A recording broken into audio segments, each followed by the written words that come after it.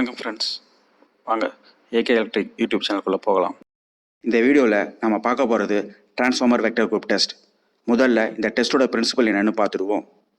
டிரான்ஸ்ஃபார்மரோட HV சைடில் இருக்கிற வைண்டிங்கையும் LV சைடில் இருக்கிற வைண்டிங்கையும் ஷார்ட் பண்ணி வச்சுக்கணும். அப்புறமா ஹெச்வி சைடில் 3 ஃபேஸ் ஏசி லோ வோல்டேஜ் கொடுக்கணும்.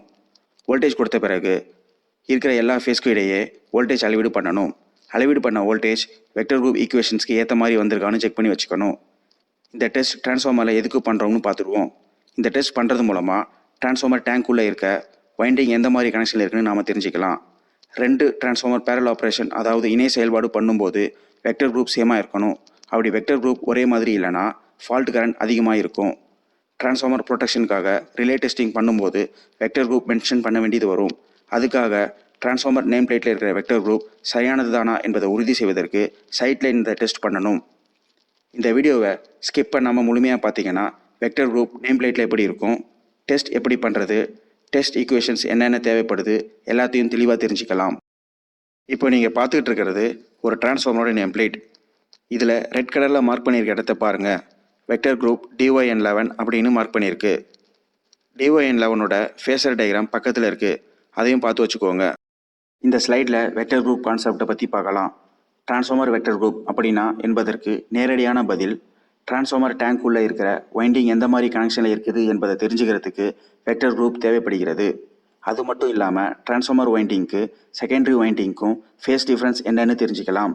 இப்போது டிரான்ஸ்ஃபார்மர் நேம் பிளேட்டில் ஏற்கனவே பார்த்த வெக்டர் குரூப் Dyn11 மூலமாக என்னென்ன தகவல் நமக்கு தெரிஞ்சுக்கலாம்னு பார்க்கலாம். முதல் எழுத்து கேபிட்டல் லெட்டர் D அப்படின்னா டிரான்ஸ்ஃபார்மரோட ஹெச்வி வைண்டிங் டெல்டா ஃபார்மேஷனில் இருக்குதுன்னு தெரிஞ்சுக்கலாம். ரெண்டாவது எழுத்து ஸ்மால் லெட்டர் Y அப்படின்னா டிரான்ஸ்ஃபார்மர் எல்வி வைண்டிங் ஸ்டார் ஃபார்மேஷனில் இருக்குன்னு தெரிஞ்சுக்கலாம். மூணாவது எழுத்து ஸ்மால் லெட்டர் N அப்படின்னா டிரான்ஸ்ஃபார்மரோட எல்வி வைண்டிங் ஸ்டார் கனெக்ஷனில் இருக்கும். அந்த ஸ்டார் கனெக்ஷனில் நியூட்ரல் இருக்குதுன்னு தெரிஞ்சுக்கலாம். நாலாவது எழுத்து 11 அப்படின்னா நாம் பயன்படுத்தக்கூடிய கடிகாரத்தில் இருக்கக்கூடியது. கடிகாரத்தில் இருக்கிற 11 மணி இருக்கிற இடத்தை குறிக்குது. இதை பற்றி அடுத்த ஸ்லைடில் மேலும் தெளிவாக பார்க்கலாம். இந்த ஸ்லைடில் வெக்டர் குரூப் Dyn11க்கு கிளாக் ரெப்ரசன்டேஷன் பார்க்கலாம். கிளாக் ரெப்ரசன்டேஷன்னா வேறு ஒன்றும் இல்லைங்க, நாம் பயன்படுத்தக்கூடிய கடிகாரம் தான். வெக்டர் டயக்ராமை கடிகாரத்தில் பொறுத்து பார்த்தீங்கன்னா 11 மணியை குறிக்கும். இதை மேலே இருக்கிற படத்தில் நீங்கள் நல்லா கவனிக்கலாம். இதே மாதிரி மற்ற வெக்டர் குரூப்புக்கு ஏற்ற மாதிரி வேறு இடத்தை குறிக்கும். எடுத்துக்காட்டுக்கு Dyn1 வெக்டர் குரூப்புக்கு பார்த்தீங்கன்னா 1 மணியை குறிக்கும். கீழே இருக்கிற படத்தில் இருந்து நாம் தெரிஞ்சிக்க வேண்டியது என்னென்னா, ஏசி வோல்டேஜோட ஒரு full cycle 360 degree, half cycle 180 degree. இது நமக்கு தெரிஞ்சது. இந்த 360 டிகிரியை நாம் கடிகாரத்தில் பொருத்தி பார்த்தீங்கன்னா 1 மணி நேரத்துக்கு 30 டிகிரி ஃபேஸ் ஷிஃப்டில் இருக்கும். 11 மணிக்கு 330 வரும். இதனால தான் Dyn11 கொண்ட வெக்டர் குரூப் டிரான்ஸ்ஃபார்மரை LV lags HV with 330 degree அப்படின்னு சொல்லுவாங்க. இந்த ஸ்லைடில் டிரான்ஸ்ஃபார்மருடைய வெக்டர் குரூப் Dyn11 டெஸ்ட் மூலமாக எப்படி கன்ஃபார்ம் பண்ணுறதுன்னு பார்க்கலாம்.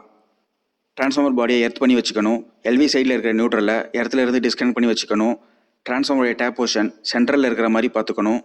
மேலே படத்தில் இருக்கிற மாதிரி டெஸ்ட் செட்டப் ரெடி பண்ணணும். எம்சிபி மூலமாக 400 வோல்ட் ஏசி சப்ளை டிரான்ஸ்ஃபார்மரோட ஹெச்வி வைண்டிங்க்கு கொடுக்கணும். முக்கியமாக ஹெச்வி வைண்டிங்கோட ஆர்ஃபேஸையும் எல்வி வைண்டிங்கோட ஆர்ஃபேஸையும் ஷார்ட் பண்ணி வச்சுக்கணும்.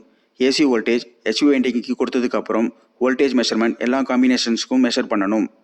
இந்த டெஸ்ட்டுக்கு வோல்டேஜ் மெஷர்மெண்ட் எப்படி வந்திருக்குன்னா, RYக்கு 400, RNக்கு 7, YNக்கு 393, YYக்கு 389, YBக்கு 388, BYக்கு 400, BBக்கு 390 வோல்டேஜ் வந்திருக்கு. இந்த ஸ்லைடில் கீழே இருக்கிற ஃபேஸர் டயக்ராமை நல்லா கவனிங்க. அதுக்கு எந்த மாதிரி வெக்டர் ஈக்குவேஷன்ஸ் இருக்குதுன்னு பார்க்கலாம். First equation RY = RN + YN. இந்த ஈக்குவேஷனில் மெஷர் பண்ண வோல்டேஜை அப்ளை பண்ணி பாருங்கள். உங்களுக்காக தெளிவாக புரிஞ்சுக்கிறதுக்கு நானே அப்ளை பண்ணியிருக்கிறேன். ரெண்டாவது ஈக்குவேஷன்ஸ்க்கு ஏற்ற மாதிரி வெக்டர் டயக்ராமில் மெஷர் பண்ண வோல்டேஜை நோட் பண்ணி வச்சுருக்கிறேன் பாருங்கள். மெஷர் பண்ண வோல்டேஜ் வெக்டர் ஈக்குவேஷன்ஸ்க்கு ஏற்ற மாதிரி இருக்கணும். இங்கே வேற ஒரு டிரான்ஸ்ஃபார்மரில் Dyn11 வெக்டர் குரூப் டெஸ்ட் பண்ண ரிப்போர்ட்டை அரேஞ்ச் பண்ணியிருக்கேன் பாருங்கள். டெஸ்ட் ப்ரொசீஜர்னு பார்த்தீங்கன்னா ஏற்கனவே சொன்ன மாதிரி அப்படியே ஃபாலோ பண்ணணும். வோல்டேஜ் மெஷர்மெண்ட் பார்த்தீங்கன்னா ரெட் கலரில் மெஷர் பண்ணியிருக்கிறத பாருங்கள். ஹெச்வி சைடில் மெஷர் பண்ணதை ரெட் கலரில் காமிச்சிருக்கேன். எல்வி சைடில் மெஷர் பண்ணதை ப்ரௌன் கலரில் காமிச்சிருக்கேன். ஹெச்விக்கும் எல்விக்கும் நடுவில் மெஷர் பண்ணதை க்ரீன் கலரில் காமிச்சிருக்கேன். இந்த மாதிரி எல்லா காம்பினேஷன்ஸ்லையும் வோல்டேஜ் மெஷர் பண்ணணும். இந்த டெஸ்ட் ரிப்போர்ட்டில் 6 ஈக்குவேஷன்ஸ் இருக்குது. எல்லா 6 ஈக்குவேஷன்ஸ்லையும் மெஷர் பண்ண வோல்டேஜ் அப்ளை பண்ணணும். மெஷர் பண்ண வோல்டேஜ் ஈக்குவேஷன்ஸை சாட்டிஸ்ஃபை பண்ணணும். அப்படி சாட்டிஸ்ஃபை பண்ணிச்சுன்னா வெக்டர் குரூப் கன்ஃபார்ம் பண்ணிடலாம். மேலும் உங்களுக்கு புரிஞ்சுக்கிறதுக்கு முதல் ஈக்குவேஷன் வேல்யூவை வெக்டர் டயக்ராமில் நோட் பண்ணி வச்சுருக்கிறேன் பாருங்கள். உங்களுக்கு இந்த வீடியோ பிடிச்சிருந்ததுன்னா, இன்ஃபர்மேட்டிவாக இருந்ததுன்னு நினச்சிங்கன்னா சப்ஸ்கிரைப் பண்ணுங்கள், லைக் பண்ணுங்கள், ஷேர் பண்ணுங்கள், பெல் ஐக்கானையும் கிளிக் பண்ணுங்கள். நன்றி, வணக்கம்.